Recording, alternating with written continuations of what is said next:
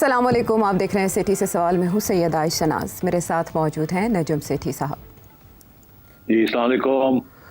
ऐसे वक्त में जब भारत और अमेरिका के ताल्लुकात तुर्शी का शिकार हैं और अमेरिका की पाकिस्तान के साथ पींगें भारत को खासी चुभ रही हैं, प्यार किए पींगें भारत को तशवीश में मुब्तला किए हुए हैं और वो भी अपने कार्ड्स, अपने मुतबादिल ऑप्शंस देख रहा है, जिसके हमने ये मिसालें देखी कि पहले चाइना के कुछ विज़िट्स इंडियन हुकाम की जानिब से किए गए, फिर रशिया के भी विज़िट्स किए गए और चीनी वज़ीर ख़ारिजा भी हाल ही में इंडिया से भी होकर आए हैं और अब भारतीय वज़ीर आज़म भी SCO समिट में शिरकत के लिए जा रहे हैं। तो चेस बोर्ड पर जितनी भी मूव्स हैं वो काफ़ी दिलचस्पी के साथ देखी जा रही हैं। यही वजह है कि कल अमेरिकन प्रेसिडेंट डोनाल्ड ट्रंप की जानिब से ट्रुथ सोशल पर एक ऐलान किया गया, एक ऐसी अपॉइंटमेंट की गई जहां जनवरी 2025 से सीट खाली थी, 7 महीने लगे वहां इस अपॉइंटमेंट में, और वो ऐसे क्रूशल वक्त में हो रही है जब 27 अगस्त को 50% टैरिफ का निफाज भी इंडिया पर होने जा रहा है, इंडियन मसनूआत पर होने जा रहा है। अच्छा सेठ साहब, ये जो शख्सियत है, 38 साल इनकी उम्र है, सर्जियो गोर इनका नाम बताया जा रहा है और वो ट्रंप के करीबी साथी रहे। उनके कैंपेन में उन्होंने अच्छा खासा किरदार अदा किया, मागा में वो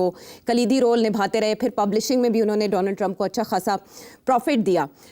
यहाँ जब इंडिया के लिए उनकी तैनाती हुई तो सिर्फ इंडिया के लिए महदूद होती तो शायद इतने ज़्यादा भवें ना उठाई जाती। उनकी तैनाती जनूबी और वस्ती एशिया के लिए भी। तो इंडिया में इस पर वैसे तो सोशल मीडिया पर काफ़ी रिस्पॉन्स आ रहा है, लेकिन हमने तादमे रिकॉर्ड कोई ऑफिशियल रिस्पॉन्स इस पर नहीं देखा। तो मुझे आपसे ये जानना है कि इस अपॉइंटमेंट को ये समझा जाए कि अमेरिका में भांप लिया गया है, भारत हाथ से निकल रहा है, संभाला जाए, या मजीद प्रेशर बढ़ाया जाएगा वस्ती एशिया और जनूबी एशिया का पोर्टफोलियो मैंडेट देकर? काफी इंटरेस्टिंग अपॉइंटमेंट है। इसके ऊपर मैं देख रहा हूँ कि अमेरिका में इसके ऊपर थोड़ी सी कमेंट्री हो रही है और इंडिया में फॉरेन ऑफिस या इंडियन गवर्नमेंट की तरफ से अभी कोई कमेंट्री नहीं है। एक किसी ने पूछा था जयशंकर साहब को, तो उसने कहा कि नहीं, मैं तो पब्लिक में नहीं, मैं कोई बात कर सकता है, ये तो बाद में देखा जाएगा, इससे बात करेंगे। मगर वहाँ जो जनरल रिएक्शन जो आया है वहां से, वो आया है कि एक किस्म का इंडिया समझता है कि ये इंडिया के खिलाफ ये अपॉइंटमेंट हुई है। और वो क्यों ये समझता है ऐसे कि उनके खिलाफ हुई है? एक तो ये कि उसका जो टाइटल दिया है डोनाल्ड ट्रंप ने उसको, वो ये है कि सिर्फ वो इंडिया का एम्बेसडर नहीं है, वो 13 और मुल्कों का उसको बना दिया envoy to 13 other countries, not ambassador but envoy, special envoy, नुमाइंदा। तो स्पेशल एनवॉय के तो एम्बेसडर से भी ज्यादा अहमियत होती है। तो इंडिया का तो उसको एम्बेसडर बनाया, मगर पाकिस्तान, सेंट्रल एशिया वगैरह इन सब जगह का उन्होंने उसको स्पेशल एनवॉय भी बना दिया। अच्छा, अब इंडिया को तकलीफ हो रही है।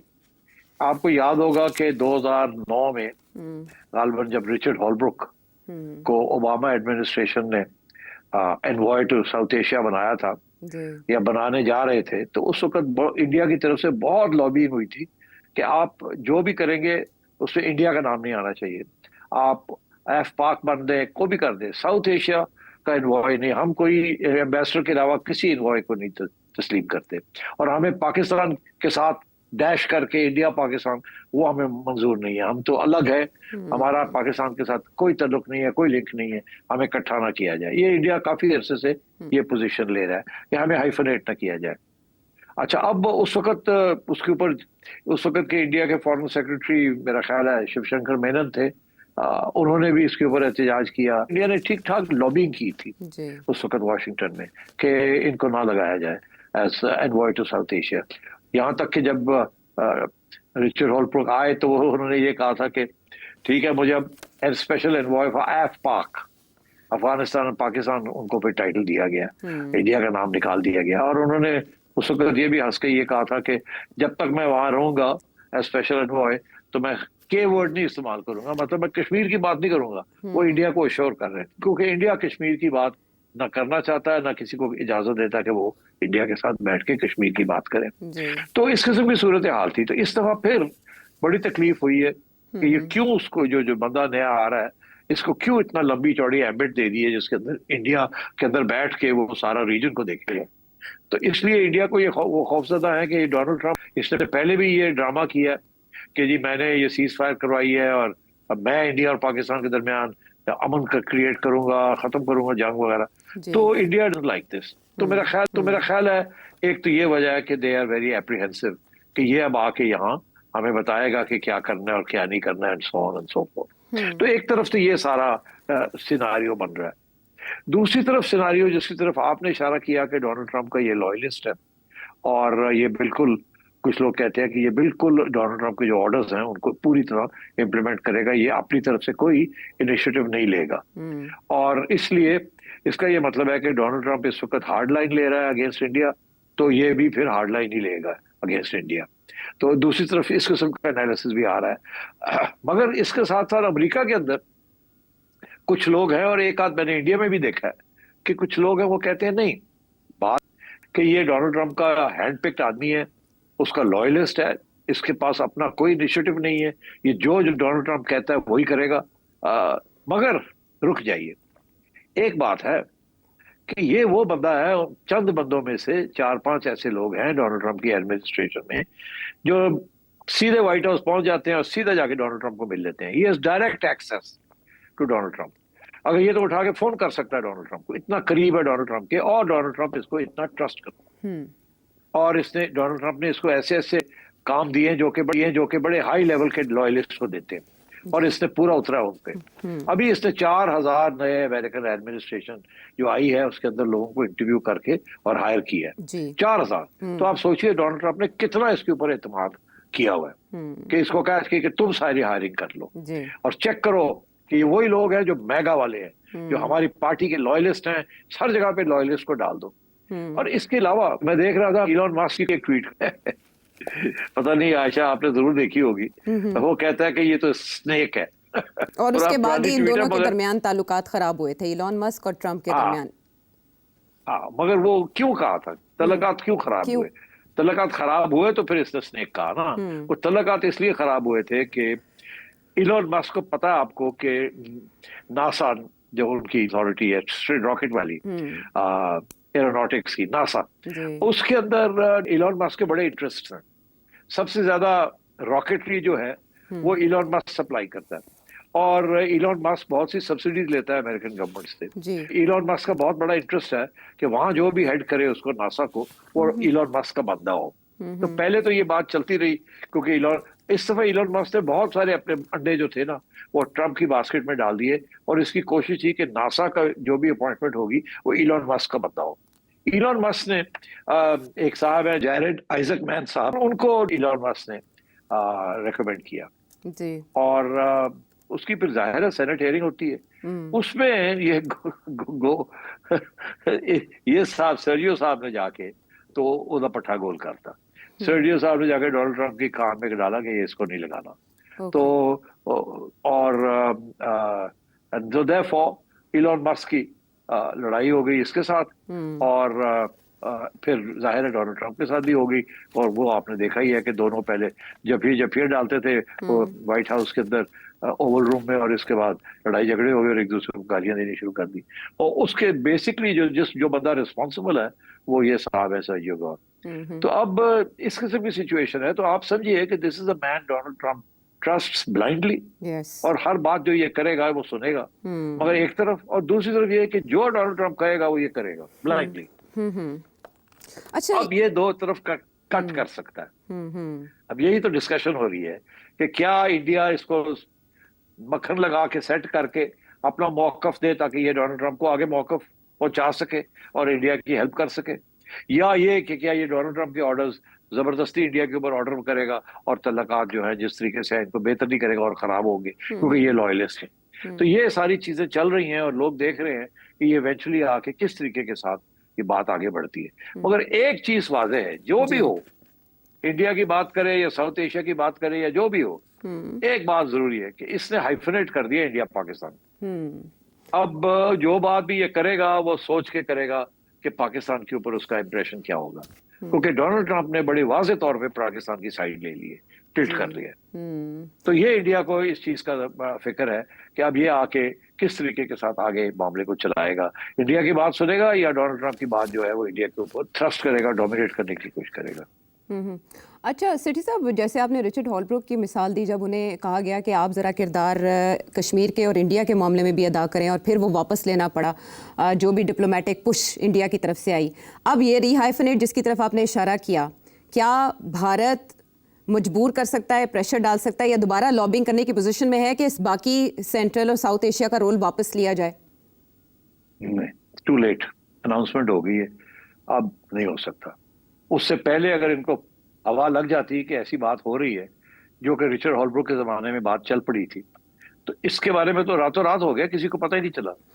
और तो इसलिए ये अब कोई पॉसिबिलिटी नहीं है कि या डोनाल्ड ट्रंप जो है इसका ओहदा जो है वो तब्दील करे या इसको विड्रॉ कर ले। ये अब वो सेनेट के अंदर चली गई है, वो हियरिंग्स होंगी। अब उसके बाद हो सकता है कि सेनेट के अंदर से ऐसे सवाल किए जाएं जिसके बाद इसकी नॉमिनेशन जो है वो एक्सेप्ट ना हो, but I don't know, normally होता नहीं है ऐसे। और वो बंदा बड़ा सॉलिड है, इसलिए मेरा ख्याल है कि ये तो चीज़ हो गई है। अच्छा सेठी साहब, जिसकी आपने मिसाल दी 4000 अफराद जो इन्होंने हायर किए, रिकॉर्ड टाइम में इन्होंने हायर किए थे, इसी तरह डोनाल्ड ट्रंप ने अपने ट्वीट के आखिर में ये लिखा है कि ये बहुत अहम है कि मैं किसी ऐसे बंदे को वहाँ तैनात करता जिस पे मैं ट्रस्ट कर सकूँ, जो मेरा एजेंडा डिलीवर कर सके। ये करियर डिप्लोमेट नहीं है, और जो इंडिया पाकिस्तान का मसला है, साउथ एशिया का मसला है, वो गंभीर मसला है, पुराना, उसकी जड़ें प्रेसिडेंट ट्रंप ने खुद कहा 1500 साल पुरानी, वो पता नहीं कहाँ चले गए थे। आपको लगता है कि जो इस वक्त चैलेंजेस हैं उसको ये सपोर्ट या सॉल्व करने की पोजीशन में होंगे? देखिए, अभी एक इंटरेस्टिंग बयान आया from Steve Bannon. Steve Bannon साहब जो थे, he was a very close adviser of Donald Trump, specially during the election campaign, so very important. उसके बड़ी इंटरेस्टिंग कमेंट है इसके ऊपर। किसी ने यही बात की उसने कहा कि वो तो लॉयलिस्ट है, पॉलिटिकल अपॉइंटी है, और वो डिप्लोमेट नहीं है, स्टेट डिपार्टमेंट से नहीं है, उसको तो कुछ पता ही नहीं है यहाँ की जो कम्प्लेक्सिटीज है इंडिया पाकिस्तान की और रीजन की, तो क्या, तो ये तो गड़बड़ ना हो जाए। तो उससे स्टीव बैनन ने कहा ये बहुत तेज आदमी है, बहुत शार्प आदमी है, और ये बहुत जल्दी सीख जाएगा, और मेरा ख्याल है ये कि सीखने के बाद ये ठीक एम्बेसडर रहेगा। मगर उसने एक बात फिर दोहराई, उसने कहा कि ये इतना सख्त लॉयलिस्ट है कि वो कोई ऐसी काम नहीं करेगा जिससे वो समझे कि डोनाल्ड ट्रंप पसंद नहीं करेगा। सो सीख तो जाएगा बड़ी जल्दी, मगर क्या वो डोनाल्ड ट्रंप को, उसकी जो पॉइंट ऑफ व्यू है उसको तब्दील करने की कोशिश करेगा या नहीं करेगा? मेरा ख्याल है शुरू में तो वो बड़ा केयरफुली चलेगा। जाहिर है अब इंडिया जा रहा है तो वहां तो उनको नाराज तो नहीं करना ना, वो तो वहां तो बड़ी डिप्लोमेटिकली चलना पड़ेगा इसको। So we have to wait and see कि he is young, dynamic, hard working, और ये पता है इसकी पैदाइश उज़्बेकिस्तान की है, उसके बाद बड़े होके तो यहाँ से माइग्रेट किया एंड सो ऑन, तो ही नोस, जाहिर है वो सेंट्रल एशिया वगैरह को तो जानता है, इसीलिए उसको ऐड कर दिया है उसके अंदर इन द कंट्रीज इन्वॉल्व्ड। तो I think this is going to be a very interesting appointment. ये आएगा जाएगा, क्या करेगा, और अगर इंडिया में बैठ के इसने आना जाना है और इंडिया की साइड नहीं लेनी तो बड़ा मुश्किल हो जाएगा इसके लिए इंडिया के अंदर रहना। सो ये अब कॉन्ट्रोवर्शियल अपॉइंटमेंट है।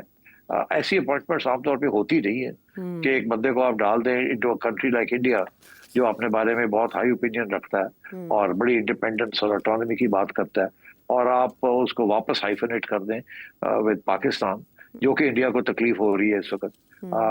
It's going to be a tough balancing act. अच्छा सिट साहब, जैसे ये अपॉइंटमेंट हुई और अभी ज़ाहिर है सेनेट से भी अप्रूवल इसकी होनी है, तो चार्ज संभालने और भारत आने और फिर कोऑर्डिनेशन कंसल्टेशन में टाइम लगेगा जैसे आपने कहा।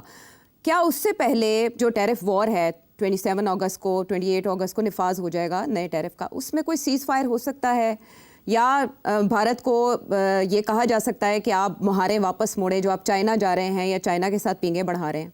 अब ये 27 तारीख है, मगर मेरा ख्याल है इसको एक्सटेंड कर देगा डोनाल्ड।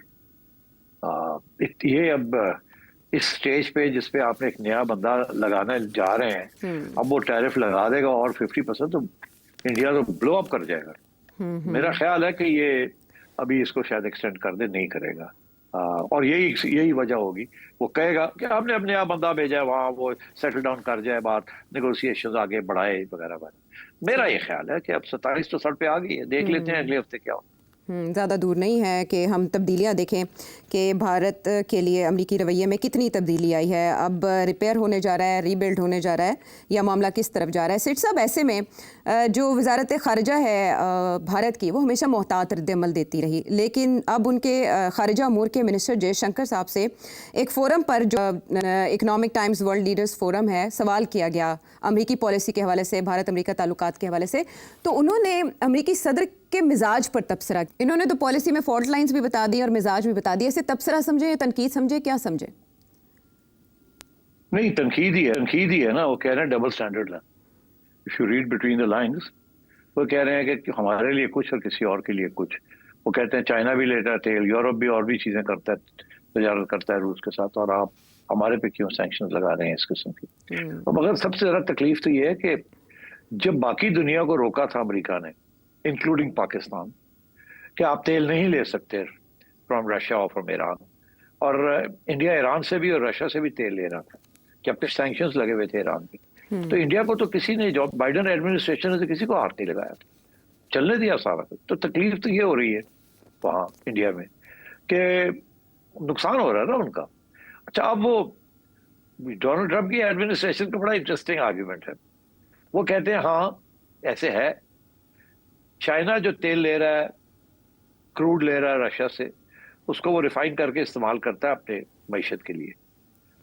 इंडिया जो ले रहा है, इंडिया उसको रिफाइन करके अपनी मईशत के लिए नहीं ले रहा, एक्सपोर्ट कर रहा है, अपने लोगों के लिए नहीं ले रहा सस्ता तेल। वो पैसे बना रहा है, आर्बिट्राज कर रहा है, उसका लफ्ज है आर्बिट्राज। तो वो कह रहे हैं ये तो at the expense of the American.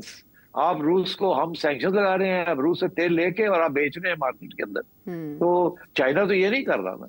तो आई थिंक ये भी एक है ना गेम इंडिया की, कि उन्होंने पूरी रिफाइनरी बनाई हुई है, और बहुत बिलियनियर्स जो हैं इंडिया के, जो सपोर्ट करते हैं बीजेपी को, वो चलाते हैं, और यही तेल जो है इसको रिफाइन करके वो यूरोप वगैरह इधर उधर भेज देते हैं। तो I think there is a point there कि India is profiteering from this, not कि इंडिया की आवाम को उसका कोई फायदा हो रहा है। ये इंडिया के बिलियनियर्स को फायदा हो रहा है, बिकॉज वो तो इसको रिफाइन करके एक्सपोर्ट कर रहे हैं। ठीक है, ये तो मामलात थे अमेरिका और भारत के, जिनमें बड़े इंटरेस्टिंग टर्न्स आए। नजम सेठी साहब के खिलाफ एक मुकदमा, एक एफआईआर में इनका नाम, ये एफआईआर दर्ज कहाँ हुई और क्या कहा गया है सेठी साहब के बारे में, एक ब्रेक के बाद। शो में साथ देने का शुक्रिया। सेठी साहब, पाकिस्तान में तो माजी में मुकदमे आप पे कितने हुए, या कब आप पाबंदे सलासल रहे, ये तारीख में सबको पता है, लेकिन आपके किसी इंटरव्यू ने भारत में काफ़ी खलबली मचाई है। यहाँ तक कि एक एफआईआर करण थापर, जो कि सीनियर भारतीय सहाफ़ी हैं, उनके खिलाफ हुई, तो उसमें आपका नाम भी मेंशन किया गया, और वो बेचारे बहुत मुश्किल में आए हुए हैं। सुप्रीम कोर्ट उन्हें रिलीफ दे रही है, लेकिन उनके खिलाफ एफआईआर या मुकदमे दर्ज होने का सिलसिला नहीं रुक रहा। ये क्या जाहिर करता है ट्रेंड? यार मैं आई एम शॉक्ड, पहली दफा मुझे एफआईआर इंडिया में लॉन्च हो गई है मेरे खिलाफ। यार ये कमाल की बात है, ये भी कोई मेरा ख्याल एजाज होना चाहिए। मेरा ख्याल है पहली दफा ऐसे हुआ है कि एक पाकिस्तानी जर्नलिस्ट के खिलाफ for giving his views on Indian channel वो एफआईआर हो गई है। इससे तो ये है कि अगली दफा हम लोग यहाँ से किसी इंडियन जर्नलिस्ट को लेंगे और वो इंडिया को डिफेंड करेगा और पाकिस्तान को क्रिटिसाइज करेगा, तो यहाँ तो दर्जनों के हिसाब से एफआईआर लग जाए। मगर आई एम नॉट सरप्राइज्ड। उसकी वजह ये है कि करण थापर ने मुझे बड़े सख्त सवाल पूछे थे जी, और मैंने सीधे सीधे जवाब दिए थे। तो वो जवाब उनके पास उसके जवाब नहीं थे, तो इसीलिए वो पाकिस्तान में बड़ी कामयाब रही वो interview from my point of view. तो अब वहाँ तकलीफ बहुत हुई, बिकॉज जाहिर है वो सारी दुनिया गई, दुनिया ने सुनी मेरी बातें, और हम पाकिस्तान का बयानिया जो था वो बुलंद हुआ और इंडिया का जो बयानिया था वो गिरा। तो क्योंकि मैंने खरी बातें की थी। अच्छा, अब तकलीफ देखे करण ठाकुर को जाके, और उनके साथ एक और बड़े इंडिपेंडेंट जर्नलिस्ट है द वायर के, सिद्धार्थ वरदराजन, उनको भी, उनके खिलाफ भी, और उनके खिलाफ तो काफी अरसे से नरेंद्र मोदी की गवर्नमेंट उनको तंग करती रहती है, उनको केसेस होते रहते हैं। Is a very independent journalist and very fine man, very fine journalist, जैसे करण है। और करण ने तो बहुत से लोगों को इंटरव्यू किया है जिन्होंने आके बड़ी खरी खरी बातें की, और यहाँ तक के मेरे बाद करण ने हमारे एक्स नेशनल सिक्योरिटी एडवाइजर उनको भी उनकी भी इंटरव्यू की थी, मोईद यूसुफ, वो मोईद ने भी खरी खरी बातें की थी, मगर वो मेरे ऊपर सारा बोझ आया है। मुझे बड़ा अफसोस है पूरा करण, हालांकि करण ने तो ठीक ठाक मेरी खिंचाई करने की कोशिश की थी, कोई गुंजाइश नहीं दी छोड़ी थी उसने, मगर चले अभी I did answer all the questions. अच्छा, अब ये बड़ी इंटरेस्टिंग बात है, बिकॉज ये अगर सिलसिला शुरू हो गया कि एक मुल्क के जर्नलिस्ट दूसरे मुल्क के अंदर उनके ऊपर एफआईआर कटनी शुरू हो जाएगी, तो ये फिर कहाँ जाएगी ये बात। ये मैं समझता हूँ ये बैकफायर करेगी। नरेंद्र मोदी की government already under attack on human rights and press censorship, और मेरा ख्याल है this will create a lot of other issues. International community हम जैसे लोगों को कुछ पहचानती है। I have had 3 international awards for press freedom, तो मेरा ख्याल है this is going to backfire on Karan is a very respected international journalist and so is Siddharth. Yes, sir. मगर ये this is typical of this fascist Indian government. ये BJP की government है fascist. अब जब हम कहते हैं फैशिस्ट तो तकलीफ तो होगी, जाहिर है। मगर ये साइन होता है जब आप कमजोर होते हैं ना, या डरते हैं या खौफजदा होते हैं किसी चीज से, तो आप इस किस्म की नी जर्क रिएक्शन, जल्दी जल्दी से कुछ करो, और ताकि आइंदा कोई इसलिए जुर्रत ना कर ये सके। हाँ, तो वो इसलिए ये धमकी है एक किस्म की ऑन अदर्स। अब ये होगा क्या, इसके बाद दो चीजें होंगी। एक तो इंडियन मीडिया वाले जो पाकिस्तानी जर्नलिस्ट के साथ कभी कभी कोई इंटरव्यू कर लेते हैं, वो शायद कतराएंगे, कहेंगे नहीं करना है, वो पता नहीं क्या कह देंगे, फिर हम भी विल गेट इनटू ट्रबल। क्योंकि इंडियन जर्नलिस्ट बिल्कुल लेटा हुआ है इस वक्त, बिल्कुल प्रो मोदी। 2, 3, 4, 10 लोग होंगे सारे हिंदुस्तान में जो कि खरी बातें करते हैं, ये इंडिपेंडेंट स्टांस लेते हैं, बाकी सारे तो लेटे हुए हैं वहाँ अनफॉर्चुनेटली। तो इसलिए आई थिंक मैं तो समझता हूँ this is a matter of honour for me कि चले जी, एक फाशिस्ट गवर्नमेंट जो है वो मुझे भी पहचान रही है कि I am opposing fascism, but बड़े अफसोस की बात है कि करण वगैरह को धर लिया उन्होंने, या कोशिश कर रहे हैं। मेरा ख्याल है सुप्रीम कोर्ट जो है उन्होंने अप्लाई किया है, आई थिंक वहां से रिलीफ सुप्रीम मिला कोर्ट ने जी मिला है ऑलरेडी, और ये केस कहीं आगे नहीं जाएगा, मगर धमकी है ना, that's the point of it. दवायर की जानिब से जो चैलेंज किया गया है वो 152 को ही चैलेंज किया गया है, जिसे इंडियन सुप्रीम कोर्ट ने 2022 में मुअत्तल कर दिया था। और इंडियन प्रेस क्लब की तरफ से भी और जो विमेन प्रेस क्लब है उनकी तरफ से भी प्रोटेस्ट किया है कि आप मीडिया को दबाने की कोशिश करें। तो कुछ आवाज़ें अभी भी वहाँ मौजूद हैं। सच अगर हजम नहीं हो रहा तो फिर ज़ाहिर उसका जवाब ऐसे आएगा कि कुछ भोंडे मुकदमात का इंदराज कर लिया जाएगा जिनकी बुनियाद नहीं होगी। अच्छा सेठी साहब, एक और बड़ा मामला गाजा का, हाँ, कहत साली बाकायदा तौर पर बयान की गई है और कहा गया है कि जो कहत है ये मैन मेड है, इंसान का क्रिएटेड है और इसे ख़त्म किया जा सकता है फौरी इक़दाम लेकर, क्योंकि पहला फेज़ नेतन्याहू, बेंयामिन नेतन्याहू की जानिब से शुरू किया जा चुका है गाज़ा में ऑपरेशन का। लेकिन ऐसे में जो जेरूसलम पोस्ट है और द टाइम्स ऑफ इसराइल है, जो इसराइल के नामवर अखबारात हैं, वो ये बता रहे हैं कि IDF की जानिब से ये बयान आया है कि हुकूमत की बका, इन शॉर्ट नेतन्याहू की बका, गज़ा पर हमले में मुनहसर है। इसके अलावा इसराइल के एक साबिक वज़ीर ख़जाना है, उन्होंने ये इल्ज़ाम लगाया है कि हमास को असल में बेंयामिन नेतन्याहू ने नर्चर किया ओवर द ईयर्स। और बाइडेन इंतज़ामिया के एक ऑफिशियल ये कह रहे हैं कि जब जो हॉस्टेजेस थे उनकी रिहाई की बात होती थी तो इस एडमिनिस्ट्रेशन की जानिब से, नेतन्याहू की जानिब से बार बार उसको सबोटाज किया गया। ये आगे पीछे यके बाद दीगरे 3 खबरें ऐसी आई हैं जो बता रही हैं कि इन हाउस, यानी घर के अंदर से बेंयामिन नेतन्याहू के खिलाफ बात शुरू हो गई है। इसका इशारा आप अपने एनालिसिस में पहले भी दे चुके हैं। सो किधर जा रही है बात अब इसके बाद? बिल्कुल जी, मैं इसके बारे में कह चुका हूं कि रेजिस्टेंस इंटरनेशनल तो आ रही है, मगर इंक्रीजिंगली आगे डोमेस्टिक से भी आएगी। और इसका इशारा पहले मैंने किया था कि 17 x high people, cabinet members या फौज के लोग ने ऑलरेडी एक डॉक्यूमेंट साइन किया है जिसमें उन्होंने एतराज किया है ऑन नेतन्याहू's एंटी पैलेस्टाइन पॉलिसीज, और समझाने की कोशिश की है कि बस करो, ये जो तुम कर रहे हो, ये इसके साथ इजराइल की जो पोजीशन है वो कमजोर हो रही है, स्ट्रांग नहीं हो रही। तो वो तो रेजिस्टेंस है वहाँ, और जो ऑपोजिशन है वो तो खैर वैसे कर ही रही है, और इंटरनेशनल कम्युनिटी भी कर रही है। अब वो देख रहे हैं सितंबर के अंदर जब जनरल असेंबली सेशन होगा तो कंट्रीज लाइक फ्रांस, कनाडा, इन लोगों ने तो ऑलरेडी कह दिया है कि जी हम we are going to end up recognising Palestine अगर आप बंद नहीं करेंगे। और वो बंद क्या कर रहा है, वो तो और बढ़ रहा है, वो सीज फायर की तरफ से जा ही नहीं रहा। वो तो अब अपनी फौज, रिजर्विस्ट, उसने 60,000 रिजर्विस्ट कॉल कर लिए, और वो तो पूरा गाजा को टेक ओवर करने लगा है। और वहाँ 1 मिलियन के करीब 8 लाख से 10 लाख पैलेस्टीनियंस को पुश करके आउट ऑफ गाजा उनको ऊपर भेजना चाह रहा है। तो मतलब है कि वो तो इट्स टेरेबल। अभी लोग बातें कर रहे हैं, वो कह रहे हैं कि 37 से 40% जो कैजुअलिटीज हुई हैं वो बच्चे मारे गए हैं। It's unbelievable. ये तो जेनोसाइड है ना, तो इससे कम तो ये बात नहीं है। और ये भी मैं आपको बता दूं, ये जो लफ्ज है ना जेनोसाइड, ये पहले इस्तेमाल किया जाता था for tribal eliminations campaigns in Africa and elsewhere, और यहूदियों ने अपने बारे में ये कहा था कि हिटलर ने जेनोसाइड कमिट की थी। अब सारी दुनिया जो है ना वो कह रही है इसराइल जेनोसाइड कर रहा है। जी। तो ये एक बड़ी नई डेवलपमेंट है। अब बच्चे बच्चे को इस लफ्ज की समझ आ गई जेनोसाइड का मतलब क्या है। And so therefore I think ये इसराइल के गले पड़ रही है ये बात। और अब ये जो इसराइल नया इक़दाम करने लगा है, नए कदम उठाने लगा है, ये इसके ऊपर काफी बैकफायरिंग भी होगी। और मैं समझता हूँ इंटरनल रेजिस्टेंस भी नेतन्याहू के खिलाफ पड़ जाएगी। ट्रम्प के लिए प्रॉब्लम बन जाएगा कि अगर उसने फिर फौज भेज दी, फौज तो है वहां मगर और फौज पे और अटैक कर दिया और सब लोगों को हटाना शुरू कर दिया तो और लोग मारे जाएंगे। पहली बात। दूसरी बात, ये जो इल्जाम लगा है कि जी नेतन्याहू ने पाला है हमास को, जी। यही इल्जाम है ना। जी। अच्छा, ये बात ये है कि ये बिल्कुल सही है, ये कोई पहली दफा नहीं है, ये तो पहले एस्टेब्लिश हो चुका है कि नेतन्याहू की पॉलिसी यही रही है कि कतर के जरिए कतर को पैसे देते थे फॉर नेगोशिएशंस, मगर एक्चुअली आइडिया ये था कि कतर आगे हमास को दे। क्योंकि जब तक हमास है उस वक्त तक नेतन्याहू को अपनी लिजिटिमेसी, अपने आप को रेलेवेंट रखने का एक एक्सक्यूज मिल जाता है। एक तो वो उसने बहुत किया है।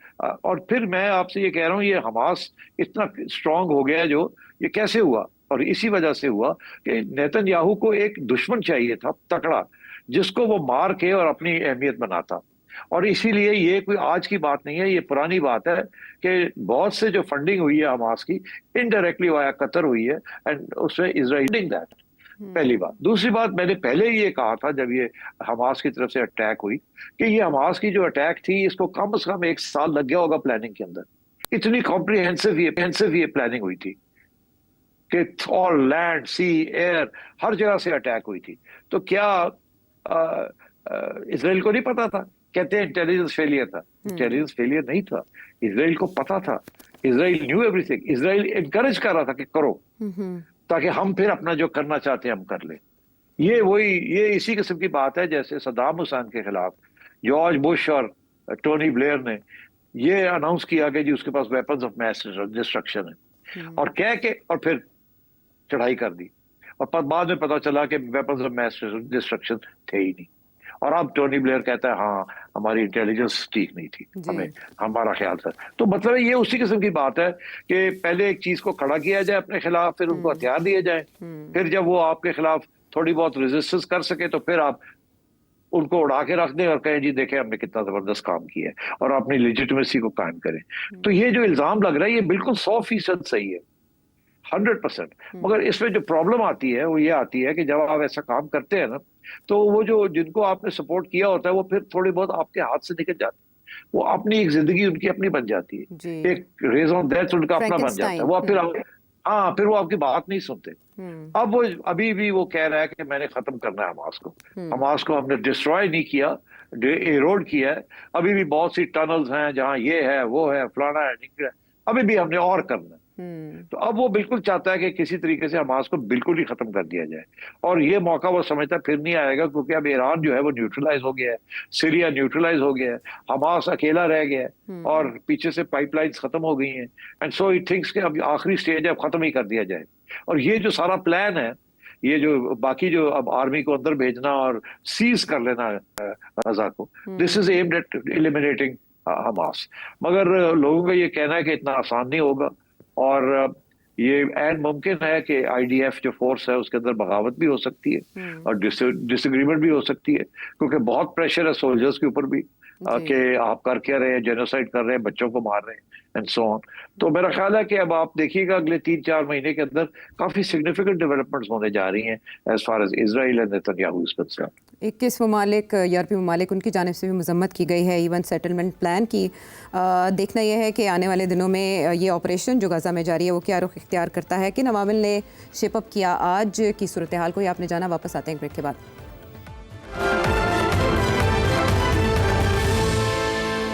शो में साथ देने का शुक्रिया। कल नए सूबों के हवाले से जो फार्मूला चल रहा है उस पर बात हुई, तो जिक्र 18वीं तरमीम और NFC अवार्ड का भी आया, और उस पर सेठी साहब फौरी पेशरफ्त हमने देखी कि सरदारी ने नए NFC अवार्ड के लिए 11वां कौमी मालियाती कमीशन तश्कील दे दी है, जिसको वज़ीर ख़जाना लीड करने जा रहे हैं। मीटिंग की कोई डेट सामने नहीं आई, लेकिन जब भी ये मीटिंग होगी तो आपके ख्याल में क्या इशूज़ डिस्कस होंगे और क्या आउटकम होगा?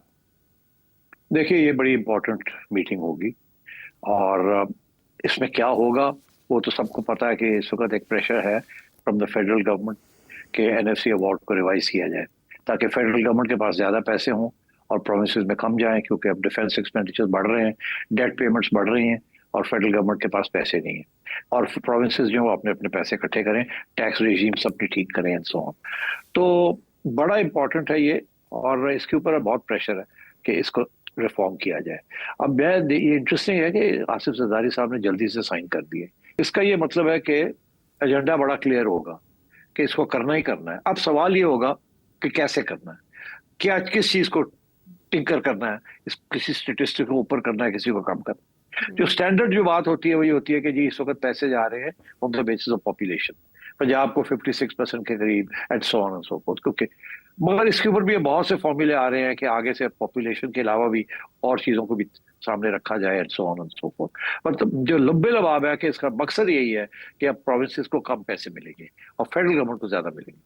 तो मैं समझता हूँ इसमें दो चीजें देखने वाली हैं। एक तो ये कि जो मेंबर्स नॉमिनेट हो रहे हैं, एक तो फाइनेंस मिनिस्टर्स होते हैं चारों, मगर उनके साथ एक एक टेक्निकल मेंबर भी होता है। इंपॉर्टेंट बात ये देखना है कि वो टेक्निकल मेंबर किसको साथ रख रहे हैं, बिकॉज वो टेक्निकल मेंबर होता है जो फाइनेंस मिनिस्टर की बात को सपोर्ट करता है और वजन डालता है, और डेटा को जो है ना वो उसके ऊपर बहस करता है, बिकॉज उसके पास सारा डिटेल्स होती है। तो इसमें मैंने देखा है कि पंजाब की तरफ से जिसको नॉमिनेट किया गया वो है नासिर खोसा साहब। नासिर खोसा साहब was at one time chief secretary Punjab Shahbaz Sharif की हुकूमत में, मगर उसके बाद ये ही became executive director of World Bank, इनको वहाँ चले गए थे। तो he knows the issues very well, और वो उनकी यही कोशिश होगी जो उनकी ब्रीफ है उसको वो बड़े अच्छे तरीके से प्रेजेंट करेंगे, because he served in both province and in centre, so he knows कि इश्यूज क्या है और क्या नहीं है। एंड तो वो एक तो ये कि और उनकी बड़ी अच्छी रेपुटेशन है, बड़े सोबर किस्म का इंसान है एंड वेल रिगार्डेड। तो मगर I think he will play a positive role in trying to get this reform done. बाकी रह गए बाकी लोग जो आ रहे हैं, मैं नहीं कह सकता उनमें से, but I think finance minister Sindh will be very important. जो भी उसको कहा जाएगा बिलावल की तरफ से या आसिफ जरदारी साहब की तरफ से, वो वही करेगा। अच्छा, अब वो क्या होगा, that will reflect directly on people's party, और मेरा ख्याल है पीपल्स पार्टी को कह दिया होगा कि गड़बड़ नहीं करनी है आपने। क्यों? क्योंकि आपने देखा पानी के मसले के ऊपर पीपल्स पार्टी जो है वो रिजिड रहती है, हिलती नहीं है। अच्छा, तो अब ये अवार्ड के ऊपर भी, पैसे के ऊपर भी they are going to take a hard line, मगर इवेंचुअली मैं समझता हूँ कोई ना कोई अग्रीमेंट हो जाएगी। अच्छा, अब ये है कि वो क्या होगी। एक तो ये है कि जो उनको पैसे जाते हैं वो कम कर दिए जाए, जिसके ऊपर रेजिस्टेंस होगी। मगर जो चीज एक नया फॉर्मूला भी हो सकता है वो ऐसे कि हाँ, आपके पास पैसे तो जाते हैं, मगर कुछ ऐसी चीजें हैं जो फेडरल गवर्नमेंट करती है जिसमें आपका हिस्सा होना चाहिए, आपको भी कंट्रीब्यूट करना चाहिए। तो एक हाथ से पैसे चले जाएंगे और दूसरे हाथ से प्रोविंसेस से कुछ पैसे ले लिए जाएंगे।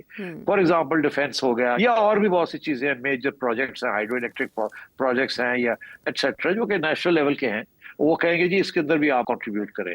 अब जो सड़कें बनती हैं, हाईवेज बनते हैं प्रोविंसेस के अंदर, जो फेडरल गवर्नमेंट पैसे पीएसडीपी में डालती है, वो कहेंगे जी इसमें आप भी कंट्रीब्यूट करें। तो एक हाथ में वो दे देंगे ताकि इसको कोई डिस्टर्बेंस ना हो, दूसरी तरफ ये प्रोविंसेस को कह सकते हैं कि अब आप थोड़े से पैसे वापस करें हमें, ये जो प्रोजेक्ट्स हैं इसके अंदर हामी बने आप, बिकॉज ये आपके काम के हैं। तो मेरा ख्याल है कहीं ना कहीं सेटलमेंट हो जाएगी।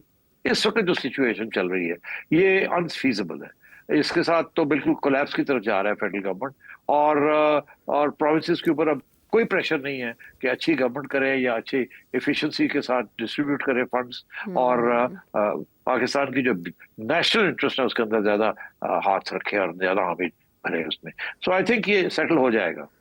तो 11वें मालियाती कमीशन की मीटिंग जब भी होगी उसमें पहली इब्तदाई पोजीशन पर वापस जाने की कोशिश करेगा। सुबह इसको रजिस्ट कर सकते हैं। मीटिंग में क्या क्या फैक्टर्स कार फरमा होंगे या आपने जाना जहन में हो, आपके कोई सवाल तो इस नंबर पर भेजे। अगले प्रोग्राम तक के लिए जा सकते हैं।